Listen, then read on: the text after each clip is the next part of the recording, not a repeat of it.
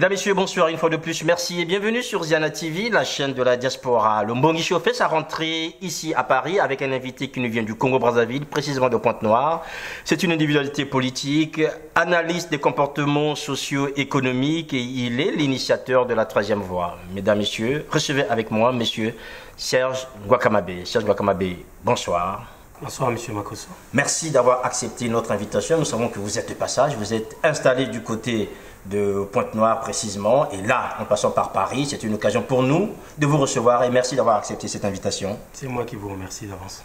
Voilà, Serge Gouakamabe, deux moments dans sur Mbonguisho. En premier temps, d'abord, on va décortiquer l'actualité politique congolaise, voire même internationale. Ensuite, nous reviendrons au Congo avec vous pour explorer ce que c'est la troisième voie, puisqu'aujourd'hui, nous savons que la politique congolaise est manichéenne, soit on est avec ou contre. Or, aujourd'hui, vous explorez une voie qui paraîtrait nouvelle. Est-ce que c'est la troisième voie, c'est le centre? Est-ce que la troisième voie a un penchant? Vous me le direz. Mais bien avant qu'on rentre dans cette exploration de votre ligne politique, je mérite déjà avec vous traiter de l'actualité. Dernièrement, le Congo a reçu durant 15 jours quasiment toute l'Afrique. Les Jeux africains sont tenus à Brazzaville. Vous avez été à la cérémonie d'inauguration. Vous avez suivi ces Jeux. D'abord, déjà, un avis? Bon, comme vous avez su le dire dans votre propos préliminaire, je suis congolais, mais basé à Pointe-Noire. Donc, j'ai essentiellement suivi les 11e Jeux africains à travers les médias, et notamment par l'entremise de la chaîne nationale qui est Télé Congo. Ceci dit, pour dire un mot plus simple et direct, la cérémonie d'ouverture a été un succès franc et incontestable. Vous y avez été? J'ai eu les images, j'ai eu des vidéos, et pour corroborer un peu tout ce pressentiment-là, je suis allé sur le site pour constater combien cette cérémonie d'ouverture, oui, je précise bien, n'aurait pas pu être autre chose qu'un succès pour la nation. Il y a eu quand même des critiques en termes d'organisation. On s'est rendu compte que les choses ne tournaient pas aussi rond. Aujourd'hui, on voit des hommes et des femmes qui vont faire la queue en fait devant le Koja. Est-ce que cette manifestation se résume qu'à la cérémonie d'ouverture ou bien il faut aujourd'hui gérer aussi tout ce qui n'a pas vraiment fonctionné? Après, je pense, monsieur le journaliste, il revient aux organisateurs ou aux analystes critiques de tirer le bilan de ces 11e Jeux. Je n'ai voulu m'atteler que sur la cérémonie d'ouverture parce que, à mon sens, ça a été une espèce de fierté pour le pays, n'en déplaise aux radicaux. Je ne suis pas rêveur pour ensuite prétendre que, dans son intégralité, ces 11e Jeux ont été un succès incontestable. Mais parlons de la cérémonie, je peux même m'abuser en disant que, en regardant les images afférentes à cette cérémonie dite d'ouverture, j'ai eu l'impression de vivre mieux que France 98. Les radicaux se sont tus. Est-ce que pour vous c'est une bonne attitude durant les Jeux? Bon, vous savez, la politique développe souvent des codes non écrits, hein, des codes voire non oraux. Donc, la classe politique, comme par télépathie, a décidé dans son entièreté de faire une trêve pour permettre au Congo de laisser parler au profit de tous les Congolais que nous sommes, l'image du pays. Ça relève d'ailleurs peut-être du marketing d'État, mais je pense que ça a été de bonne guerre et je salue donc la sagesse qui a animé tant soit peu le temps d'une trêve toute la classe politique de mon pays. Alors, il y a quelqu'un qui a rompu cette trêve, c'est le président de la République, Denis Sassou Nguesso. Donc, quelques jours quasiment après les Jeux africains, soit 3 jours après, 5 jours, pardon, il a annoncé le référendum. Déjà, vous avez écouté le président de la République. Qu'en pensez-vous dans le contenu général en fait de son propos? Bon, je pense qu'il ne s'est pas démenti jusque-là. On soupçonnait jusque-là plus ou moins qu'il irait au bout de son plan, celui qui consiste donc à dérouler le changement de la Constitution. Après, à mon sens, c'est assez courageux parce que je ne sais pas à quoi il se serait apparenté en faisant volte-face. Ceci dit, en écoutant le président de la République, j'ai eu un malaise. J'ai eu un malaise parce que la voie qu'il ouvre depuis l'annonce du 22 septembre dernier, c'est une voie qui tend délibérément à tuer l'alternance, donc à porter un coup assassin à la démocratie. Donc voilà un peu en résumé, je pense qu'il est resté dans sa logique et c'est d'ailleurs peut-être la première fois où il prononce visiblement l'expression changement de la Constitution. Jusque-là, on était sur des tournures phraséologiques, stratégiques et de prudence. Là, il a sorti, finalement, le mot a été prononcé. Bon, ben, c'est tout à son honneur. Il est baroudeur, il pense défier les démocrates que nous sommes. Je dis ma désolation, mais a priori, s'il continue sur ce chemin et qu'il, au demeurant, rempile et se succède à lui-même, il aura, comme j'ai dit tout à l'heure, donné un coup fatal à l'alternance et donc érodé la démocratie en gestation dans notre pays. Serge Mbouakamabé, en convoquant en fait ce référendum, est-ce que vous admettez avec certains, notamment celui qui concerne le président, qu'il est dans ses prérogatives et dans la légalité constitutionnelle? Monsieur Makosso, le danger, c'est effectivement de ramener ce débat sur l'unique volet juridique. J'ai entendu... L'autre volet, ce serait lequel pour vous? C'est le volet politique, sociologique et voire éthique tout simple. Oui. Juridiquement, les experts s'affrontent, même si je pense qu'a priori, le président côtoie les textes pour donner l'illusion d'un légaliste. D'ailleurs, ça ne date pas d'aujourd'hui.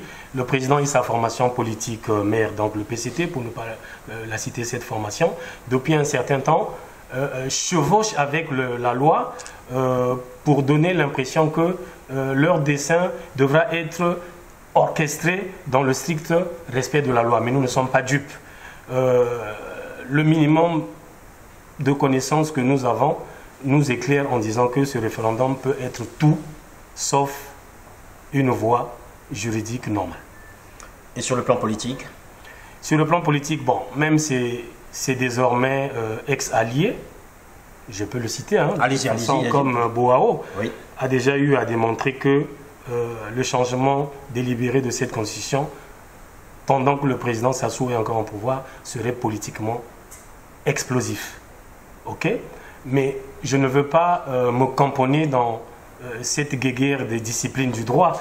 Je tiens à dire honnêtement, on n'a pas besoin d'être juriste, on n'a non plus besoin d'être particulièrement érudit pour comprendre que si au final, le président de la République venait à se succéder à lui-même, il aura donné un coup fatal à la démocratie parce qu'il n'existe aucune démocratie au monde sans alternance. C'est aussi clair que ça. On n'a pas besoin d'aller épulcher la Constitution jusqu'à avoir mal à la tête. Donc vous partagez avec Charles Zakai Boao, on peut aussi ce côté éthique puisqu'il évoque en fait la politique et l'éthique, notamment dans l'attitude du président de la République aujourd'hui. Je ne partage peut-être pas avec le professeur Charles Boao parce que c'est bien de se muer en donneur de leçons. Mais j'aurais voulu aussi que cette éthique qui lui est devenue, comme par extraordinaire chère aujourd'hui, j'aurais souhaité que cette éthique ait prévalu lors des événements malheureux du 4 mars où ce professeur, ministre délégué à la Défense à l'époque, nous a demandé, nous, habitants de Wenzé, de regagner notre maison et donc de trouver la mort. L'éthique aurait voulu à ce moment qu'il dépose sa démission. À mon sens, on n'est pas trop loin, les Boao et l'actuel président. Ça ne peut pas servir de modèle. Alors, ce qui n'est pas loin aussi de l'éthique, c'est aujourd'hui l'annonce qui a surpris pas mal de Congolais il y a quelques jours, en fait, sur les télévisions françaises, pour ne pas la citer, iTélé, qui, avec une bande passante, a annoncé mais voilà, que les biens du président de la République, Denis Sassou Nguesso, à Paris, notamment sa fille la Suzette, aussi, dans la ville du Vésiné, et un appartement du côté de Courbevoie, ont été saisis au mois d'août. Or, cette information n'a été rendue publique qu'il y a quelques jours, 3 jours après l'annonce du référendum. Est-ce que vous pensez que c'est une simple coïncidence ou bien là aussi, c'est peut-être un bras de fer qui est engagé aujourd'hui entre Paris et Brazzaville, puisque les relations entre ces deux capitales sont toujours tumultueuses dans certaines conditions? Non, M. Makosso, je pense que insinuer un quelconque bras de fer entre Brazzaville et Paris, donc pour rigoler un peu, pour détendre un peu l'atmosphère entre Mpila et l'Élysée, ce serait grandiloquent. Ce serait un bras de fer perdu d'avance. Qu'est-ce qui perdrait? Pardon? Qu'est-ce qui va perdre ce bras de fer? Bien sûr que Brazzaville. Je pense que ce serait hypocrite d'ignorer aujourd'hui que tous les chefs d'État africains faisant partie du précaré français ont besoin de l'onction de l'Élysée pour se sentir autorisés à briguer quelque mandat que ce soit. Quand on n'a pas ça en tête, mais on part dans des analyses éparses. Donc, il ne s'agit pas d'un bras de fer. Mais je pense que l'annonce du référendum du 22 septembre dernier a peut-être bousculé le milieu élyséen, de telle sorte que vous conviendrez avec moi, cette annonce concernant la saisie ou les perquisitions qui augure de l'affaire désormais dite des biens mal acquis, oui. La saisie a été opérée depuis le mois d'août dernier. Ok, je sais bien reconnaître l'indépendance de la justice française, mais de là que les chaînes comme iTélé, pour ne pas en faire la pub, les relais, coïncidemment, si on pourrait être juste avec l'annonce du référendum, c'est peut-être pas un bras de fer, mais je pense que la France commence à s'immiscer et à veiller à ce que ce qu'elle a toujours prôné, donc le respect des lois fondamentales, soit maintenu. Ce n'est pas une coïncidence, mais c'est une guerre, on pourrait abusivement dire, qui commence froidement. Et pourtant, et on a vu aussi que le Parti socialiste a pris position, qui est le parti en fait de François Hollande. Oui, cela va de soi. La formation, le PS, c'est la formation politique du chef d'État François Hollande. Oui. Et si nous nous remémorons encore son discours lors de la session de la francophonie, je ne sais plus trop, à Dakar, il a été plus que clair dans le respect des lois fondamentales. Bon, après, lors du deuxième séjour du président de la République congolais, le chef de l'État, que les choses se sont arrangées, que François Hollande était arrangeant, que tout allait mieux quand on a entendu les gens du PCT. En tout cas, à s'en tenir aux propos de Manuel Valls, donc le Premier ministre. Tout à fait. Qui avait été reçu en fait par l'administration Nguesso. Qui n'est pas rien, Manuel Valls. C'est quand même le Premier ministre de la France. Personnellement, j'ai vu que le discours avait légèrement évolué, puisqu'on exigeait au Congo, sinon à notre président Denis Sassou Nguesso, plus que de rechercher le consensus pour pouvoir engager éventuellement des réformes, même constitutionnelles. Ça, effectivement, ça donnait un peu de l'eau dans la bouche, mais ça a peut-être été mal interprété par les caciques du PCT, qui ne sont qu'à la quête de quelques occasions pour consolider leur plan, généralement... qui ne sert que leurs intérêts à eux. Le président a évoqué CBT dans son discours. Est-ce que vous pensez que ce consensus ne l'aurait pas obtenu à CBT? Bon, moi, je suis acteur politique, toute proportion gardée, qui évolue au pays. Oui. J'ai personnellement essayé de m'inscrire dans la liste des fameux 619 délégués qui devraient participer au dialogue que les mauvaises langues ont décidé de qualifier de monologue. Je pense que notre classe politique n'est pas sérieuse. C'est-à-dire que si nous ne prenons pas garde, si nous continuons à faire confiance à nos aînés, ben c'est nous, j'interpelle ma génération politique, celle qui a longtemps pris pour modèle nos aînés, si nous ne prenons garde, nous finirons encore des dents de la farce. Parce que ce dialogue a été tout sauf un dialogue inclusif. Les choses ont été gérées en amont, mais de façon tellement fine que le PCT remporte la grande mise. Malheureusement pour ce PCT, il n'a jamais été question de vote à ce dialogue. Il a plus été question de rechercher un consensus qu'ils n'ont jamais d'ailleurs réussi à avoir. Le président a évoqué CBT, il n'a pas parlé de Diatta, donc l'autre dialogue en fait organisé par l'opposition. Vous pensez que c'est une faute politique ou bien il était dans son programme, dans sa chronologie en fait? Non, M. Makossé, soyons sérieux. Vous savez, aujourd'hui, tout le monde, non, c'est à nous de modestie. Oui. Sinon, j'allais demander à certains d'être sérieux. Oui, allez-y. Le dialogue de CBT et de Diatta, franchement, le dialogue de Diatta, ce fameux dialogue alternatif. Déjà, on ne va pas s'atteler sur la sémantique des choses. Un dialogue ne peut pas être alternatif. Alternatif à quoi? Ça a été pire que le dialogue de CBT. Pourquoi? Parce qu'au demeurant, ils n'ont même pas eu la peine d'inviter quelques membres de la famille, enfin de la majorité présidentielle. Parce que pour qu'il y ait dialogue, M. Makosso... Blanchard était là, non, Parfait Kolela était là... Mais pour qu'il y ait dialogue, oui, il faut qu'il y ait au moins deux courants de pensée opposés. Au demeurant, vous m'excuserez, M. Makosso, mais le véritable monologue a été votre désormais célèbre dialogue de Diatta. C'est une honte pour ma génération. Comment voulez-vous, M. Makosso, oui, que ma génération politique, celle à qui je ne cesserai de lancer des appels, que nous assistions à un désordre orchestré par nos aînés? Vous avez un côté les gens qui s'accrochent à leurs intérêts et d'autres quelques aigris. Quoique il ne faut pas les mettre tous dans le même paquet. Oui. Parce que quand je vois le militantisme de Marie Paulet, par exemple, c'est quelqu'un qui devrait servir de de locomotive.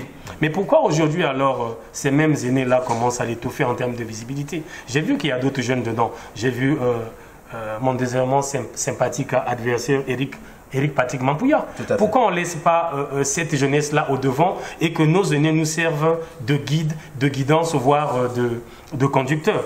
Donc je vous dis pour terminer sur ce volet dialogue, autant le dialogue de CBT qui a bénéficié de la couche légale de l'État n'a jamais été inclusif, autant le dialogue alternatif de Diatta, c'était un désordre. Voilà.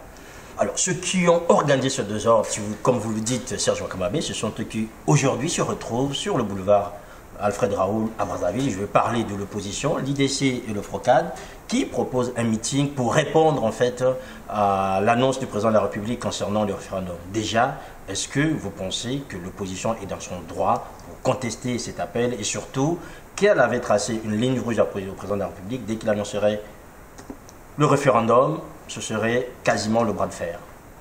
Bon, d'abord, je vais mettre un bémol sur votre brillant exposé. Non, allez-y, vous avez tout à fait raison. Je ne reconnais pas une opposition dans l'alliance que moi je trouve incestueuse entre FROCAD et IDC. Alors, parce que quand vous voyez les inceste, allez-y. Oui, inceste dans ce sens, il ne faut pas le prendre au propre. Non, mais peut-être probablement au figuré. Oui. Inceste dans ce sens que c'est une alliance gênante. On ne peut pas parler d'opposition quand on sait que dans cette alliance que je viens de traiter responsablement, c'est que j'en tire la responsabilité d'incestueux, quand vous voyez les têtes, les figures de proue de l'IDC, vous avez parfait collé là.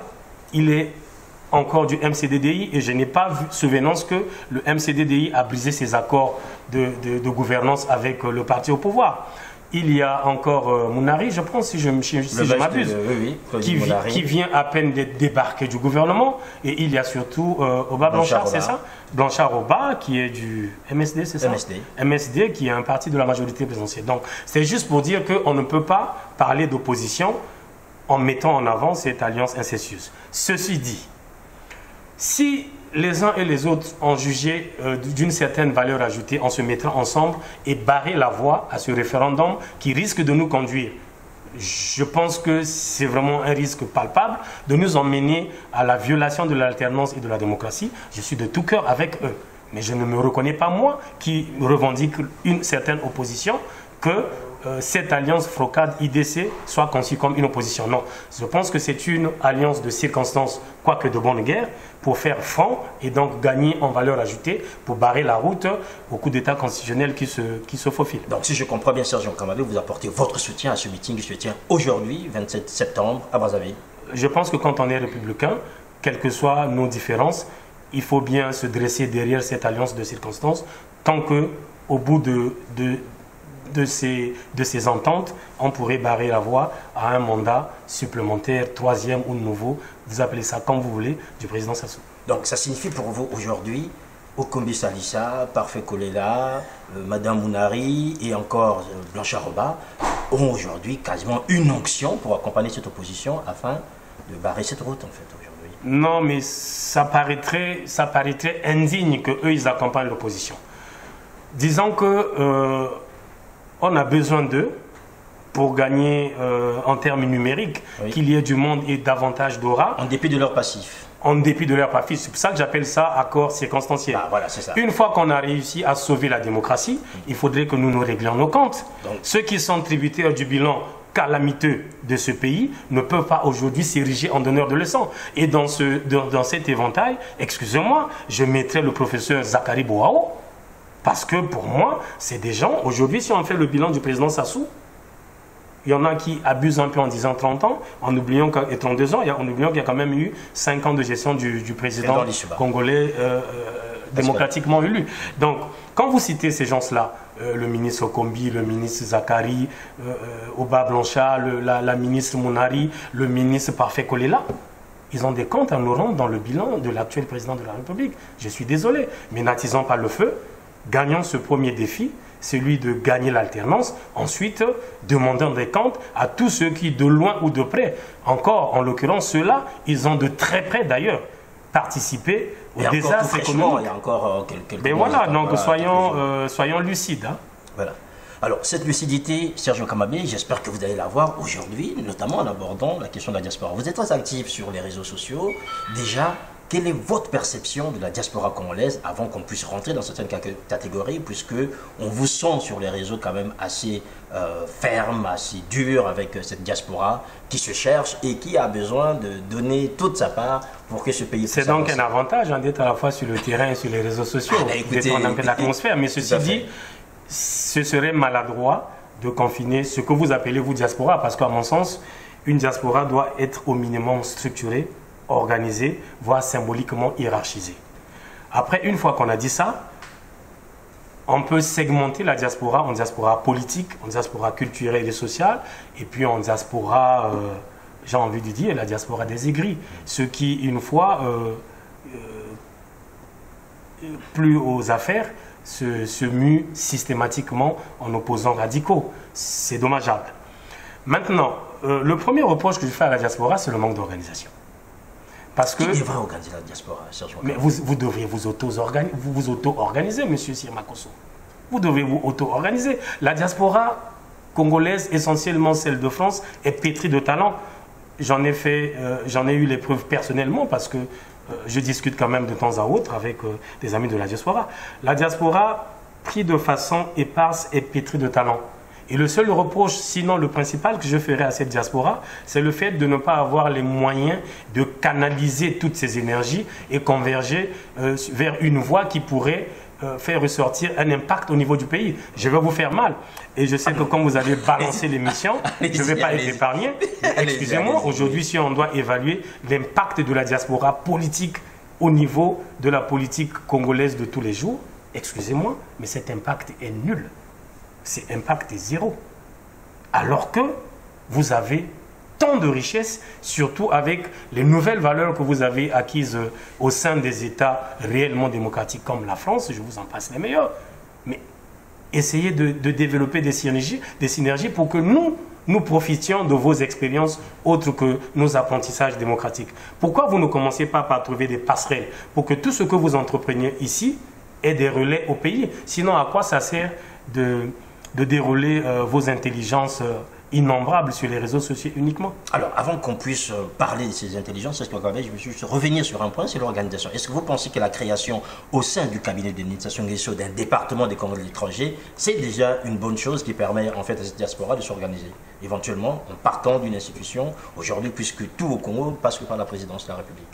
Oui, bon, c'est un fait. Après, tout à l'heure, j'ai essayé de segmenter la diaspora. Tout à fait. Ça pourrait être davantage bénéfique pour la diaspora culturelle, sociale ou économique, parce que je vois qu'il y a des gens qui ont des projets. Moi, je suis personnellement tombé sur le projet d'un certain Philippe Assampi, que je ne connais que de réseaux sociaux. C'est un boutier. Mais c'est un projet riche, mais qui manque un peu de tropicalité, passez-moi l'expression. Parce que, un peu en décalage avec les réalités du pays. Mais c'est un projet en l'épluchant avec mon regard de profane qui pourrait générer, en termes d'emploi, jusqu'à 1500 emplois directs et indirects. Donc, l'institution d'une cellule qui traiterait directement avec la diaspora profiterait davantage, je pense, qu'à une diaspora économique, culturelle ou sociale. Ceci dit, sur le volet politique, le constat que je fais à tort ou à raison, c'est que la diaspora politique est radicalement opposée au pouvoir de Brazzaville et généralement sans rémission. Comment alors pouvoir travailler même si on ne partage pas forcément les mêmes idéaux? Ça va être difficile. Et je comprends d'ailleurs pourquoi cette diaspora politique est majoritairement radicale. Parce que cette diaspora politique est composée soit des exilés politiques des années Lissouba, soit des exilés de conviction. Des années Sassou? Oui, par exemple. Oui. Ou encore, soit des exilés économiques qui ont bien conscience que c'est le politique qui doit apporter la réponse à l'économique dans le pays pour qu'il y ait comme une espèce de retour au bercail. Alors, vous parlez d'impact de la diaspora politique et pourtant, aujourd'hui, ceux qui sont aux commandes à Brazzaville, quasiment 80% viennent de cette diaspora. Vous avez un rationnel de ça? Vous avez des statistiques? Parce qu'il faut toujours partir de quelque chose plutôt que de verser dans des spéculations.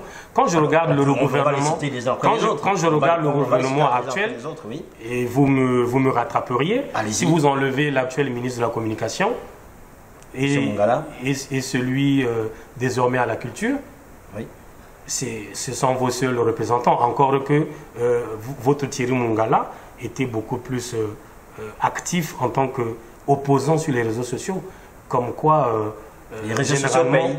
Non, comme les quoi... réseaux sociaux payent. C'est vous qui le dites, ça veut dire que chaque homme a un prix. Comme quoi, effectivement, chaque homme a un prix.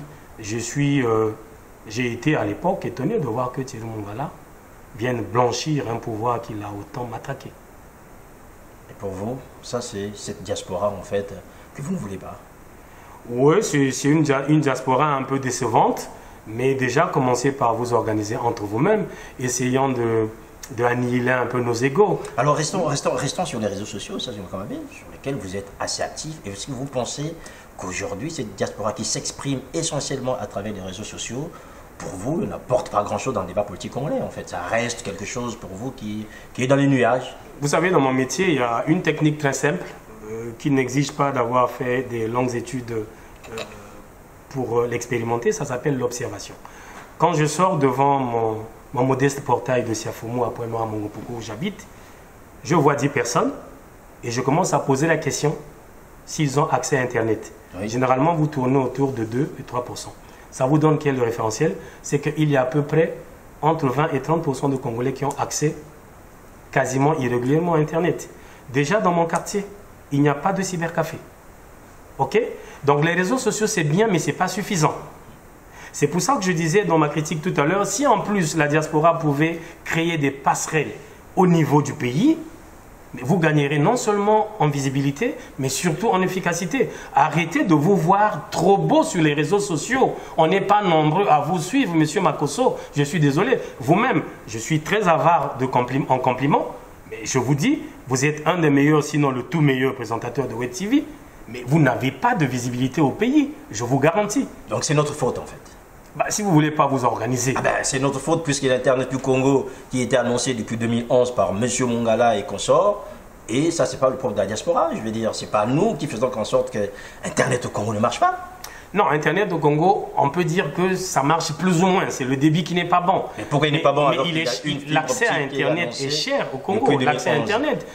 Franchement, quand vous avez 500 francs, oui, vous avez le choix entre 1 heure de connexion et un morceau de manioc et un bout de poisson.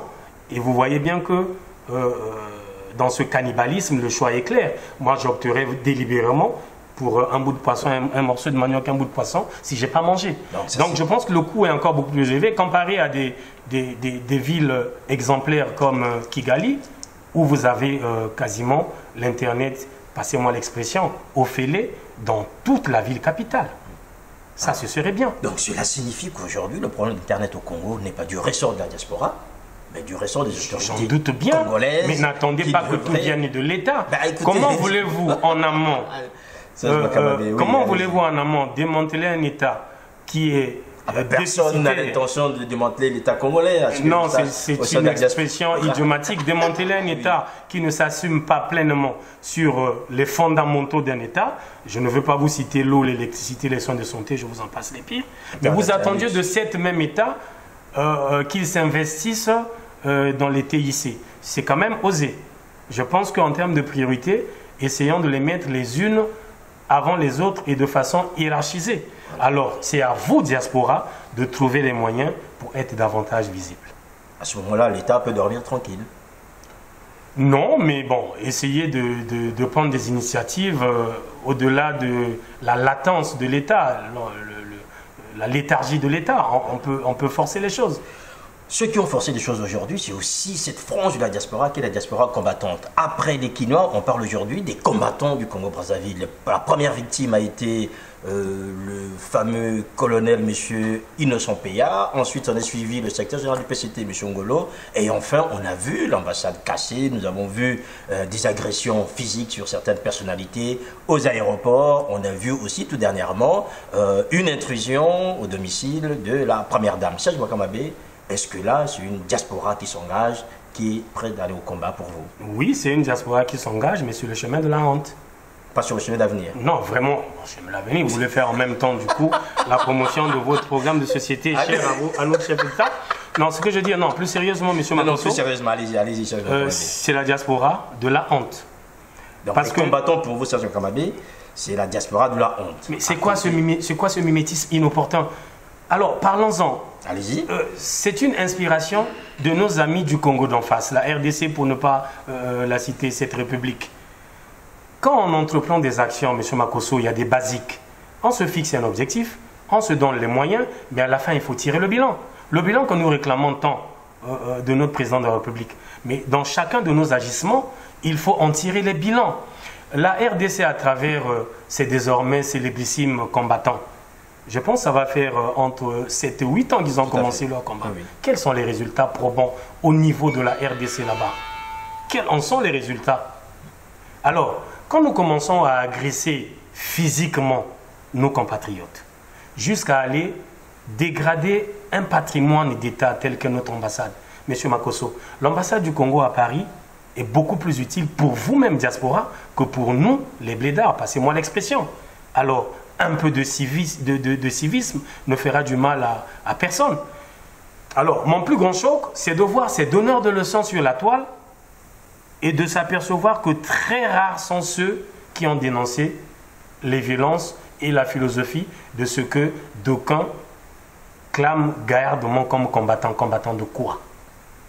Combattant de quoi? Moi, je suis un légaliste, je suis désolé. Il parle d'un combat contre autant le la pouvoir, gestion calamiteuse du pays doit être dénoncée avec la plus grande énergie, autant ces actes d'incivisme ne vous honorent pas. Et vous n'aurez pas toujours la chance d'avoir en face de vous des gens avec un minimum de discernement. Sinon, je vous mettrai tout dans le même sac. Surtout que je vois certains activistes, pour ne pas dire certaines, une en particulier. Vous voulez parler de qui exactement? Alors, non, on va pas citer les gens, mais honnêtement, quand je vois une femme courageuse comme Sadio Morel Kanté faire l'apologie de ces combattants, je suis tout simplement éhonté. La violence, sous toutes ses formes, trouvera la modeste personne de Ngouakamabé pour la dénoncer. Et pourtant, certains dénoncent cette violence sociale aujourd'hui, et parfois même physique, vivent les Congolais du côté de Brazzaville. Et vous pensez qu'on justifie, passez-moi l'expression, on justifie une imbécilité en créant une autre? Ça n'a pas de sens. J'espère que les acteurs de ces deux imbécilités que vous venez de citer vont vous entendre. Serge Ngouakamabé, est-ce que vous pensez qu'aujourd'hui, on peut revenir à la raison et comment, pour que ces jeunes aujourd'hui qui ont pris le chemin de la violence parce qu'ils n'arrivent pas à se faire entendre autrement, afin que les choses aillent pour le mieux, que ce soit notamment ici au sein de la diaspora? Vous savez pourquoi aujourd'hui le pasteur Ntomi, malgré son apaisement et sa sagesse désormais incontestable, a du mal à retrouver du poil de la bête, parce que malheureusement, il est entré en politique par la voie de la violence. Donc, le danger que vous courez et que vous voulez délibérément occulter, c'est que si vous, diaspora, vous ne prenez pas en main, passez-moi l'abus, l'éducation de ces frères plutôt violents, mais vous en soumirez le bilan collégialement. Vous êtes même allé jusqu'à créer un gouvernement d'exil avec un certain monsieur Tony Moudilo. Mais c'est de l'aventure. Quand on a fait un bilan, à un moment, il faut rendre des comptes. Voilà notre gouvernement d'exil que nous avons fait. Mais tout ça, là, ça entache la diaspora. Et au bout de 6 ans maintenant, parce que c'est une forfaiture qui date de 2009. Oui. Ben, 6 ans après, dites-nous qui sommes au pays, quel est le bilan de ce gouvernement d'exil? Donc il y a des choses qu'il faille. Je pense qu'il nous entendra et il saura peut-être. Je vous ai suggéré de me l'emmener ici, puisque j'ai reçu des menaces de mort sur les réseaux. J'attends M. Moudilou et je suis prêt à revenir et débattre avec lui sur les idées plutôt que sur des menaces. D'ailleurs, je lui passe un bonjour en lui disant que je suis vraiment mort de trouille. Hein. J'attends toujours que vous passiez à l'acte. Voilà, M. Moudilou, je pense que si demain vous vouliez répondre à Serge Ngouakamabé, notre plateau est ouvert et vous pouvez passer. Cette deuxième partie de notre entretien va consister à explorer ce que c'est la troisième voie, puisqu'on vous connaît désormais sous le pseudonyme, si vous me permettez l'expression, de la troisième voie. Quand on parle troisième voie, on voit Serge Ngouakamabé. Et pourtant, je disais tout à l'heure dans mes propos préliminaires, c'est qu'au Congo, on est dans un manichéisme quasiment traditionnel. Ou vous êtes avec le pouvoir, ou vous êtes contre. Et le centre aujourd'hui qu'on voit poindre à l'horizon n'est pas en soi un centre, puisque certains l'assimilent quasiment au pouvoir. Vous, la troisième voie, comment vous situez-vous, Serge Ngouakamabé? Bien avant de nous donner votre situation, déjà vous nous dites, c'est quoi exactement cette troisième voie dans un pays où on est habitué, soit on est pour ou contre le pouvoir?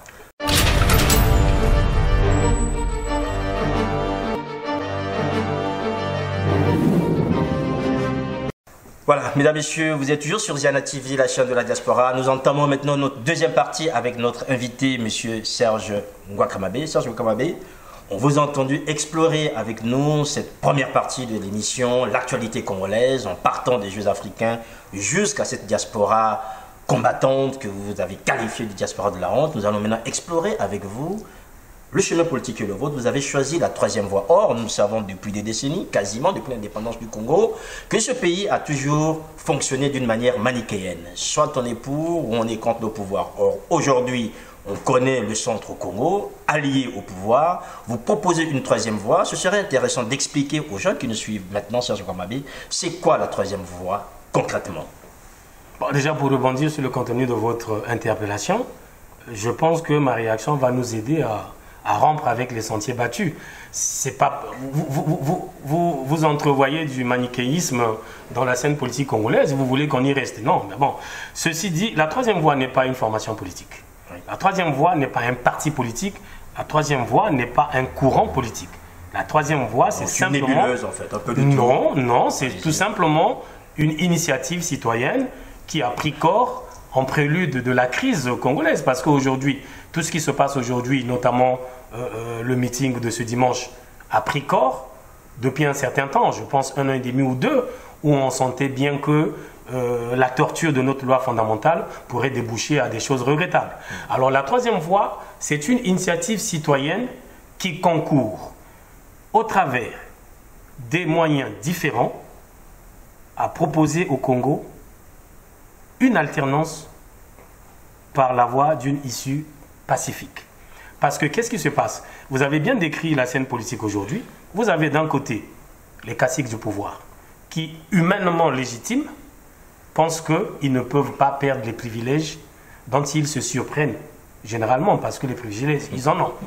Et vous avez de l'autre côté une prétendue, une quelconque opposition, oui, un peu jusqu'au boutiste au bord, qui pense que le pouvoir doit disparaître avec ses caciques, coûte que coûte, quitte à ce que le pays soit mis en lambeaux. Et entre ces deux voies, tonnantes mais dangereuses, a pris corps la troisième voie. C'est pas le centre, en fait. Non, c'est pas le centre. La preuve, c'est que si nous réussissons le défi d'une alternance apaisée, la troisième voie disparaîtra normalement, à moins que par la force des choses, en ayant réussi le pari d'offrir au Congo une alternance apaisée pour capitaliser, ce ne serait pas impossible de transformer la troisième voie en une nouvelle option politique. Mais au demeurant, dans la troisième voie, vous avez pourtant des gens de la majorité présidentielle. Vous avez même des gens de l'opposition radicale et vous avez aussi, permettez-moi sans fausse modestie, les gens de l'opposition républicaine comme moi. Mais tous les trois, nous avons comme point commun l'alternance. Nous prenons tous une alternance apaisée aux grandes dames des bellicistes ou des gens qui s'accrochent à leurs privilèges généralement mal acquis. Alors, des privilèges mal acquis, Serge Ngouakamabé, on va rester dans cette troisième voie qui n'est pas un courant politique en tant que tel, qui est au demeurant une initiative citoyenne. Et finalement, la troisième voie n'a pas de projet politique en fait. Sinon, une fois que les choses s'arrangent, après on disparaît. Mais c'est un challenge, c'est une initiative citoyenne. Nous n'allons pas verser dans l'opportunisme de certains partis politiques qu'on a vu fleurir pour finalement des longévités très courtes. Je dis longévité très courte, de durée très courte. La troisième voie est née de la crispation de la scène politique. Je voulais expliquer tout à l'heure. Nous continuons à croire que tant que l'actuel président de la République ne sait pas encore succéder à lui-même, l'alternance est encore possible. Tant que nos frères de l'opposition radicale, qui de fois, ma foi, sont dans la raison et malheureusement quelquefois dans l'extrême, n'ont pas encore réussi à mettre du feu au pays, notre combat reste d'actualité. La preuve, malgré l'annonce tapageuse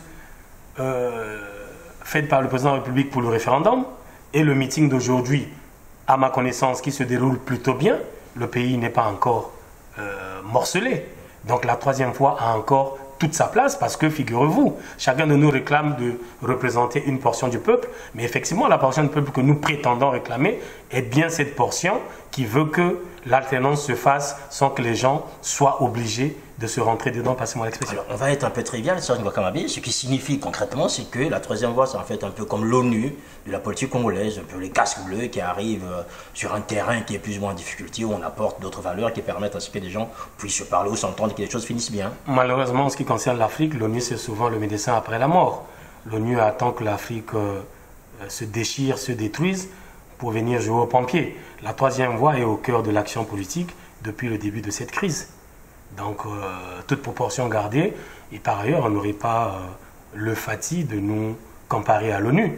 Mais je pense que respecter quand même la troisième voie, c'est une voie qui compte. Ben, on la respecte. Parce qu'effectivement, si on a qu'on se pose des bonnes questions. Si on avait des instruments pour faire des sondages au pays, comme vous avez IFOPS ici, ou c'est pas CNRS, des choses comme ça, vous conviendrez avec moi que au Congo, il y a des gens qui à la fois prônent le départ de l'actuel président en 2016, mais qui exigent que ça se fasse en tout apaisement.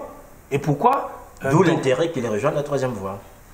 Ben, en tous les cas, il rejoint la troisième voie implicitement, qu'il le veuille ou pas. Alors, c'est quoi aujourd'hui la troisième voie en nombre, en hommes et en femmes qui sortent? Comment est organisée la troisième voie en fait aujourd'hui? La troisième voie a une organisation assez particulière, il n'y a pas de chef. Parce que le danger avec les associations fanatiques ou les initiatives opportunistes, c'est que vous montez un mouvement et vous cherchez un parrain pour en récolter des prébendes. Non. La troisième voie, ce sont des hommes ou des femmes qui, à la sueur de leur front, essayent d'être visibles et d'insuffler sa vision pour offrir une sortie pacifique de crise dans notre pays. C'est sans plus. On n'a pas de chef, on n'a pas de parrain. Et moi qui vous parle, je n'ai aucune dette morale vis-à-vis de personne. Et je peux vous rassurer que vous n'en trouverez pas beaucoup sur la scène politique.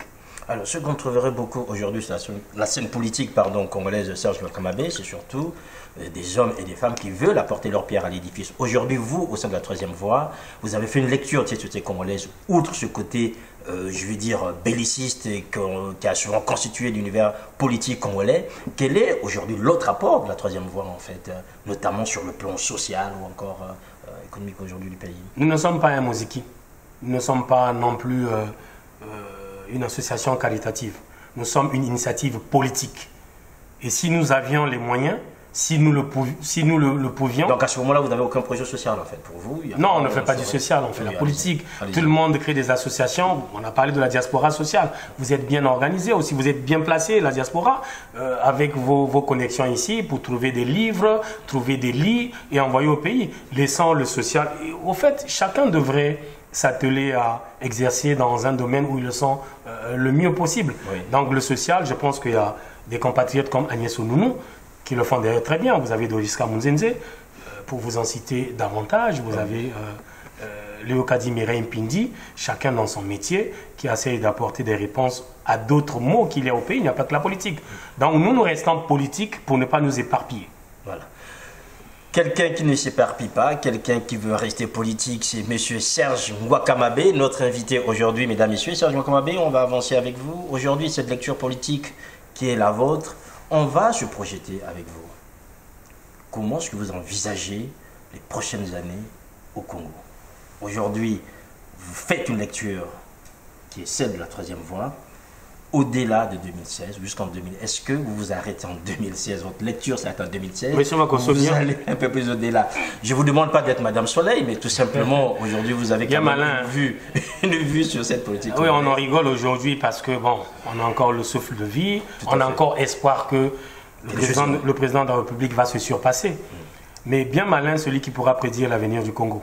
Parce que, si vous permettez, c'est quand même surprenant aujourd'hui, beaucoup d'hommes politiques que nous rencontrons n'arrivent pas à se projeter en fait pour dire que dans tant d'années on peut avoir ça et que tout peut arriver. En fait, chacun reste dans une prudence un peu bizarre. Non, mais il faut faire des hypothèses parce qu'on ne peut pas dire précisément ce qui va se passer les mois à venir. Moi, ma plus grosse crainte, personnellement, quand je fais la lecture de la situation politique au Congo, avec plus ou moins l'intéressement de la France, on en a abordé au début de l'émission, qui commence à envoyer des signaux. Et je sais que la France est passée maître dans la stratégie des combats de chiens. Je ne vous en dirai pas davantage, je vous renvoie au document de Thierry Meignan. Si la France s'y mêle, malheureusement, c'est notre mère patrie, avec une forme de colonialisation, d'impérialisme voilé, ça va être beaucoup plus dangereux. Alors, qui des Congolais peut prévoir ce qui se passerait au Congo d'ici août 2016, au cas où, malheureusement, nous n'ayons pas réussi l'alternance et que la France décide d'intervenir? Personne ne peut prévoir. Maintenant, si par contre, ce que je souhaite du fond de moi-même, le président de la République, garant des textes de l'État, celui qui est censé insuffler la démocratie, peut-être pas que se ravise, prend de la hauteur et finalement ne se succède pas à lui-même. Je pense que l'avenir du pays est prometteur. Ceci dit, je pense que le président de la République est fin. C'est vrai que pour la première fois, il a annoncé la tenue du référendum. Mais je n'ai pas entendu qu'il soit candidat à une quelconque élection. J'invite donc le président de tous les Congolais, le général d'armée, le président Denis Sassou Nguesso, en marge de l'annonce du référendum, on peut compléter cette annonce en disant, au-delà de tout ce que j'ai initié aujourd'hui, je ne serai plus un candidat à une quelconque élection. Ça mettrait de l'élégance. Denis Sassou Nguesso a eu l'élégance dernièrement, le 12 août, en disant que le prochain président qui parlera à sa place pour faire le message à la nation en 2007, ce ne sera pas lui, il y aura un autre. Il a dit ce ne sera pas lui. Pas lui, je ne pense pas. Il y aura un président élu à sa place qui dira, est-ce que là, on n'est pas déjà dans des signes précurseurs d'un départ qui ne s'annonce pas peut-être? Non, tu es fou. Je pense que la fonction qu'il occupe, c'est une fonction qui demande beaucoup de vérité, beaucoup de courage. Je pense que ça ne lui ferait aucun mal si, sincèrement, il ne sera pas successeur à lui-même de le dire au peuple congolais. Nous autres là, qui prenons l'alternance, nous serons les premiers à revenir voir M. Makosso pour applaudir le président de la République. Mais arrêtons de penser que, en favorisant l'alternance, le président de la République serait rentré dans l'histoire. Non. Respecter les lois, c'est le cours normal des choses. C'est ça la marche du monde. Ce n'est pas un exploit. Est-ce que l'entêtement pour certains de l'opposition qui dit que le président s'entête en fait par rapport à cette voie qu'il a prise aujourd'hui de changer la constitution et éventuellement qu'il ouvrirait une autre voie, celle d'un troisième mandat, est-ce que vous pensez qu'aujourd'hui on peut accorder au président le bénéfice du doute? D'ici là, il peut? Oui, je pense. Je pense d'ailleurs qu'il faut lancer un message d'espoir. Imaginons que le président de la République qui revienne avec un nouveau message, même par l'entremise de l'un de ses ministres ou de l'un des membres de son cabinet, pour effectivement, non seulement publier le calendrier du référendum, mais aussi annoncer qu'il ne sera plus candidat à une quelconque élection. On aura bien l'air ridicule si on est allé un peu trop loin. Donc nous gardons espoir dans la troisième voie, en pensant que, dans le cours normal des choses, le président de la République, qui sait qu'il n'a pas le droit de se succéder à lui-même, pourrait toujours, parce que nullement dans son discours, moi j'ai personnellement interprété que même en changeant la constitution au demeurant, qui n'est pas une bonne chose, il serait candidat pour un nouveau mandat. Voilà, quelqu'un qui ne serait pas candidat ou qui le serait, qui ne le dit pas, nous espérons que d'ici là, on aura des éclaircissements à ce propos, Serge Nwakamabé. On va terminer cet entretien. J'aimerais juste, Serge Nwakamabé, vous avez votre caméra qui est en face de vous, que vous fassiez une déclaration aux hommes et aux femmes qui vous écoutent aujourd'hui, au nom sans doute de la troisième voie ou encore en votre nom personnel en tant qu'individualité politique, en ce moment où le pays est dans une situation assez difficile pour certains, en ce moment où les hommes et les femmes s'inquiètent pour ce pays, en ce moment où l'opinion internationale nous regarde, peut-être aussi espère que le Congo s'en sortira. Non, vu qu'on a longtemps épilogué sur ces questions d'actualité, mon message s'adresse principalement aux politiques de ma génération.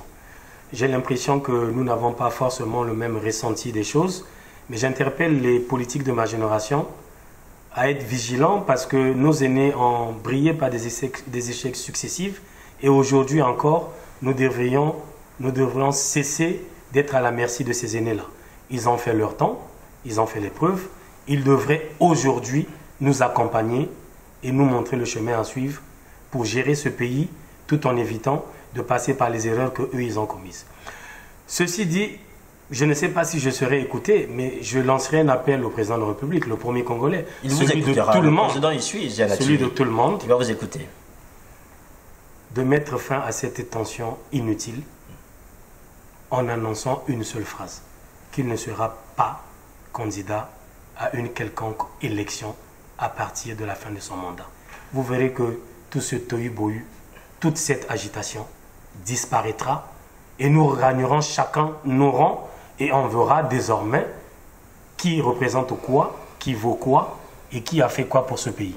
Donc voilà un peu, on ne va pas épiloguer, nous avons passé un très bon moment d'échange, j'espère, et j'attends les nombreuses critiques de mes amis internautes, ceux de la diaspora, et je voudrais pour terminer adresser un bonjour particulier à mes amis Doris. Voilà, Monsieur Doris, vous avez un bonjour particulier de Serge Wakamabé, vous vous reconnaîtrez. Merci Serge Wakamabé. C'est moi. Voilà, mesdames, messieurs, vous avez suivi Ziana TV, vous avez suivi Lombongi Show. Notre invité était M. Serge Wakamabé, individualité politique, analyste des comportements socio-économiques et initiateur de la troisième voie. Avec nous, nous avons exploré cet univers politique congolais à travers l'actualité et surtout à travers aujourd'hui la proposition qui est celle de la troisième voie par rapport à l'ambiance qui prévaut aujourd'hui dans cet univers politique congolais. Merci à vous qui nous avez suivis. Merci à notre invité Serge Wakamabé. Merci à vous surtout qui êtes de plus en plus nombreux à suivre Ziana TV. Nokokumunga Koso aux images. Portez-vous bien et à très bientôt. Au revoir.